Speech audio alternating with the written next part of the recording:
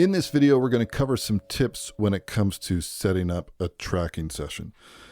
So I've made some notes here of some things that I'd like to go over, and these are the things that I will typically go through and adjust whenever I'm working on setting up a tracking session. Now, tracking sessions, it can be as simple or as complex as you want. We could be talking about something where you're doing basically just working with a vocalist, maybe a really simple interface like a 24C or a 26C, or maybe you're running something like an Apollo. On the other hand, we can get into something where you're recording live off the floor and you're managing a lot of different tracks, maybe multiple different cue mixes, things like that. So what I thought we would do is go over some of the things that I will typically do when I go to tackle a tracking session. So first up, let's talk about I/O setup and colors. So start off with I/O setup. Now this kind of goes without saying, and I think that for anybody who's been working in Studio One for any given point of time, it's most likely is the case that you've set up your inputs and your outputs. Now you may have a simple interface that has 4 inputs, or you may be running a different setup where you have something that's more complex, where you have potentially 16 inputs or something like that. Now, depending on whether you're working in like a control room and a live room situation, and I think that that is even more common in a lot of home studios these days. I see a lot of people that have a control room set up, and then they have maybe another room in their home studio environment that's set up as a live room. So you could have potentially a snake that's sitting between your live room and your control room. Now, it's important that you have things routed correctly. And whenever I set up a tracking session, especially if I'm working with like external preamps and things like that, this is something I always take into account. So first things first, you want to have all of your labeling done for your inputs on your interface, so you know what's what in terms of making your connections. Obviously, this goes the same for outputs. So if you potentially want to be running different cue mixes, then if you're either using the built-in headphone outputs that might be coming on your interface, whether that's a PreSonus interface or third-party interface, or if you're using an additional set of stereo outputs that's connected to an external headphone amplifier. So I have 2 HP4s. I have one on the couch here beside me, which is generally where the producer will sit, and sometimes if there's more than one artist, there'll be an artist sitting there. And then I also have one in my vocal booth. So those are both set up through my system as a different output, so I can set discrete cue mixes out as needed if somebody wants to hear something different. From the I/O setup, we can also do colors, and if this is something that helps you visually break things up a little bit, especially for example, if maybe you were looking at the inputs and you wanted to allocate inputs 1 through 8, if you wanted them to be allocated to the drums, maybe you would want to color those. Typically speaking, I have a little bit of color coding done, but I don't really get too involved with it. I think where the color coding really comes into place is when you're talking about setting up the actual tracking session for when you're going to be working. So let's take this into context for something example where I know I'm going to be recording drums, bass, guitar. Let's call it that for now in terms of what I'm going to be tracking live off the floor, and maybe keys as well. So the way that I would approach this is pretty much I would choose a color, something that works for drums, right? And then maybe I have something that's going to work for my bass. And then maybe I have something that's going to work for guitars. And then maybe for my keys, maybe I'm using a stereo input on that. So in this particular case, let's change this track over here. If you pull down a little bit, if you have a mono track, you can just click this little circle and this will change it to a stereo track. So now we have a stereo input available on this, and you could choose any one that you want. So anything that I had. So let's just say that this was the stereo input that I wanted to use on this. Now for these ones over here, if I was working in the same room, it's pretty simple because you know exactly what's what. You're plugging a microphone in and you're plugging it directly into your interface. Maybe you're using a Quantum or something like that. So as soon as you connect the kick drum, you automatically say, okay, that's input 1, this is 2. You start naming your tracks. If you're working in a control room and live room setup, then this is something where I would usually just kind of grab like a clipboard or a notepad or something like that. Usually have notebooks that I carry whenever I do sessions. And I basically go out to the floor and I would just make notes and say, okay, XLR input 1 in the control room, and then I'll put a little dash and an arrow, and I would say what I want that to go into on the actual interface side. So let's say that we're using just the stock preamps on everything over here. So if we choose these 8 tracks, we have these inputs set up over here. If I choose input 1, and then I come back here and I scroll down to the very bottom, I can assign in ascending order. And then if I had input 1, 2, 3, 4, 5, 6, 7, and 8, it would ascend all those inputs. So that's something that we might want to use, right? Now in my case, I have different preamps that are connected to these, and those are labeled in my I/O setup. So that wouldn't necessarily make sense, but let's just say for sake of demonstration that that's something that we were doing. The next thing I would do, maybe I would choose the next available input, which could be something like this for my actual bass. I would also be naming these tracks as I go. So this one could be, for example, kick. This could be, for example, snare. This could be hats. We could say tom. I find the best labeling for toms is like tom low, tom mid, tom high, because then it doesn't really matter what positioning they are, because you know which one is which in terms of if you're recording full toms. So we'll do that. We'll say tom low, we'll say tom mid, and we'll say tom high. And then let's say these last set of tracks, we're going to call this overhead. Now here's another thing, overhead left and overhead right. Depending on who the tracking engineer is, maybe you see overhead left as being the side where the hi-hats are on, and overhead right, you see that as being the side that the floor toms are on. I've seen these labeled as different things, and it also really depends on the perspective that you like to work in terms of either tracking or mixing. But for sake of demonstration here, I'm going to call this overhead left and overhead right. Okay, then we have our bass, and then we said we're going to have our guitar, and then last but not least, let's tab over. This is going to be keys. Now let's say that the keys are coming from a stereo pair, and the guitar is coming on this one over here. Now that we have some color breaks set up, this is a good place to start. So at this point, we just have everything connected, but we don't have any level set or anything like this. The other thing I might take a look at, let's go back to our list over here, is busing, click sends, effects, and using import song data versus song template. Let's talk about busing, effects, and the click sounds. It's amazing how much a click can really throw people off if it's the wrong click, or if somebody's used to working in a specific DAW, maybe that's not Studio One. For example, they might be used to hearing a completely different sounding click. So if we go to our metronome options, we can click metronome setup. We have the ability to addition different types of clicks here. Now, if you're either a Pro Tools user or you're a Logic user, I'd recommend checking out Logical 1, Logical 2, and Tools 1 and Tools 2, because they will very much give you the sounds that you're used to in terms of coming from Logic or Pro Tools. And then, of course, we know that we can set the accents and the beats and even an offbeat if we want to. The other thing that we can do is once you're happy with that, you could store a preset. You could call this whatever the name of the band is if you find click sounds that they like. Something else that can be done is if we come over here to any one of these sounds, we can actually add a sound. So let's say that you have a sample of a tambourine, or a sample of a kick, or a sample of a snare, or a side stick, really anything, any sounds that you have. You could grab them from Splice even. If you wanted to build something like that where you have a click sound that's generating different samples, this is something you can do. And then, of course, when you're done, you can store a preset with this. Now, once you have the right sounding click set up, at this point, I would basically be taking a look at how I would want to have any potential effects routed in if I wanted to be able to use these. So as an example of that, let's say that for the drums, those are fine, just dry. And let's say for the bass, that's fine, dry. But maybe for the guitar, we want to have some delay.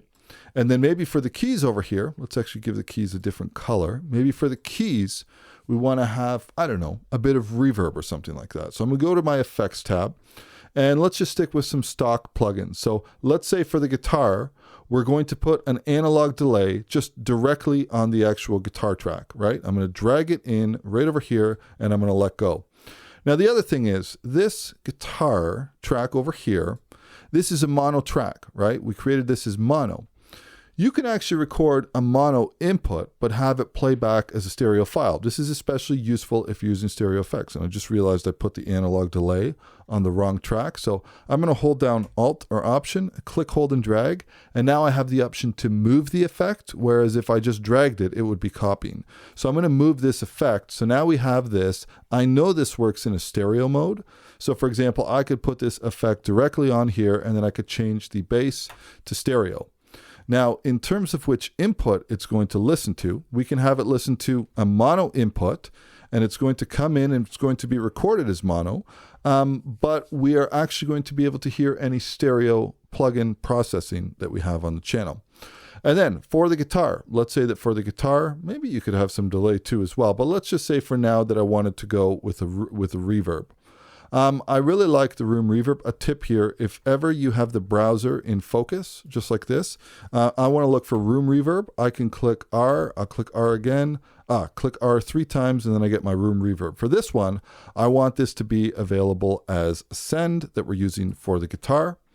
And then maybe we're going to use that for the guitar, and maybe also we can use that for the keys. So I can just drag and drop this over here, and then I want to just reposition this over here. So now we have a shared reverb that's being used by the guitar and the keys. The bass has a plugin directly on it here. All of these tracks are set up over here in terms of the routing. All we would need to do is set the levels.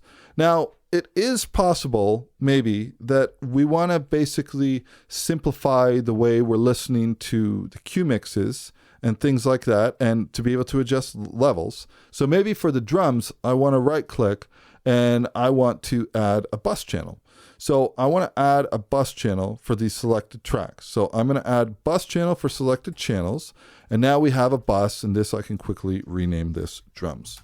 So now we have everything set up the way that we want. The last thing we need to think about is cue mixes and metronomes. So if we open up our metronome setup over here, we know that we've chosen something that works for us or for the artist or anything like that.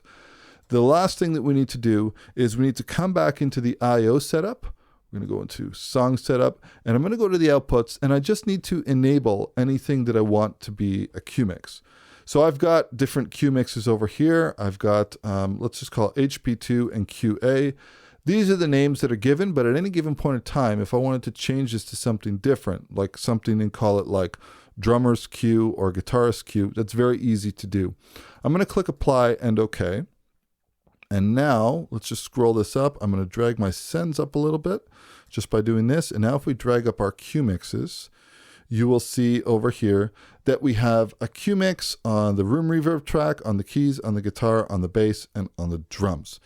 Now notice we don't have a cue mix on the source tracks of the drums. That's because anything that happens in terms of mixing these, like for example, like if this was the mix that we had, this is what's being sent to the bus, which is our drums mix, and then the cue mix levels are here, right?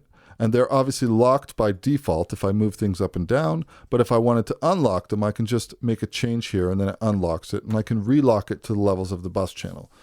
Now, this is the way that things are going to work by default, and if you wanted to experiment with some different settings, one thing that I would take a look at in the console options is cue mix mute follows channel.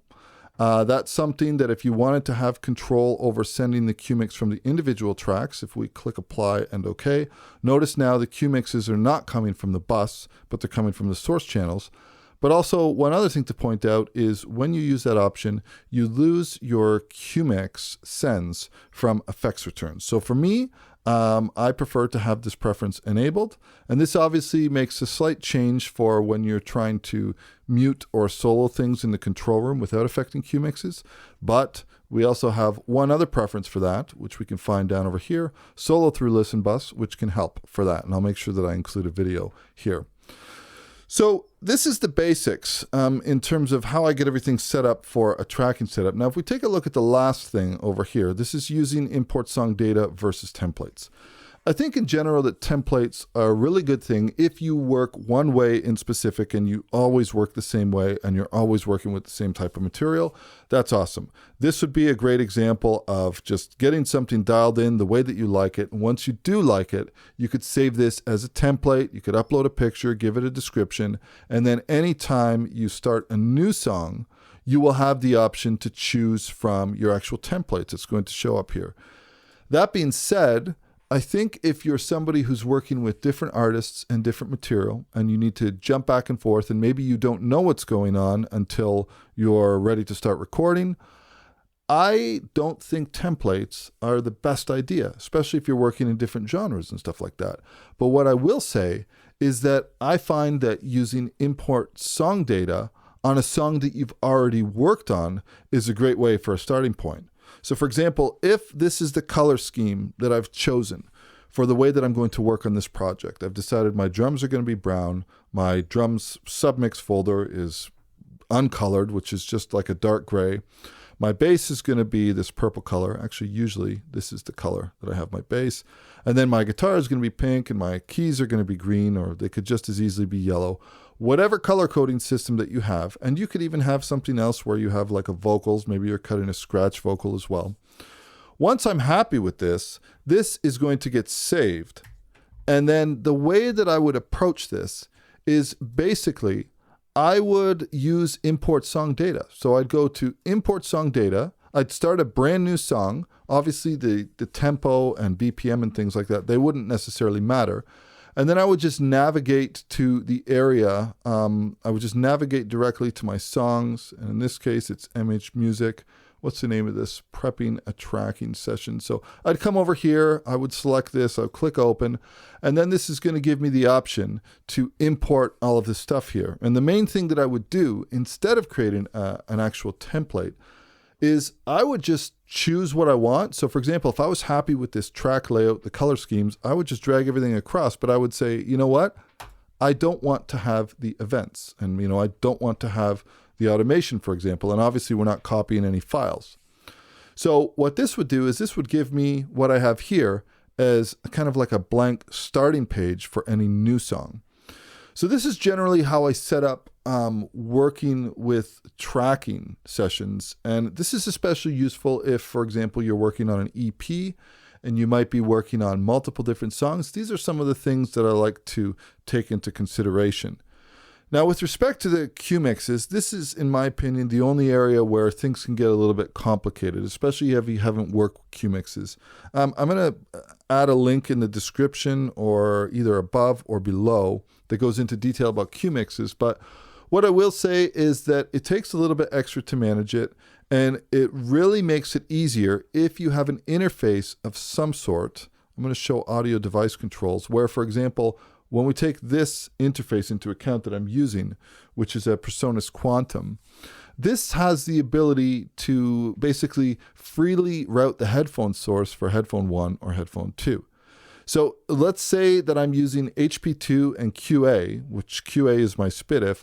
I can listen on headphone 1 as the main set of headphones. I can basically route any of these outs. So if I'm working on a headphone mix for the artist, I can change my headphone routing directly from Studio One.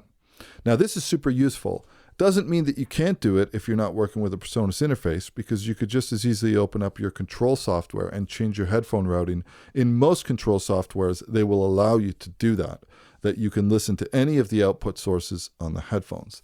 It just happens to be very easy when you're working with a PreSonus interface. So this is the way I have things set up. Always headphone 1 is for me, and then headphone 2 is one of my alternate cue mixes, and then whatever set of additional analog outputs or digital outputs, SPDIF for example, that you have, you can set that up for external cue feeds, but you would need to have a headphone amplifier connected to those outputs in order to be able to hear those. But like I said, the great thing about most interfaces, and definitely PreSonus interfaces where this is integrated in Studio One, is that I can leave my same set of headphones on and I can listen to any one of these cue mixes.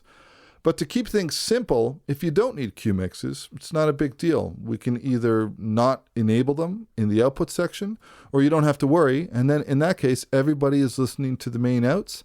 That's pretty simple. You don't really have to worry about managing anything. You just create a mix that sounds good.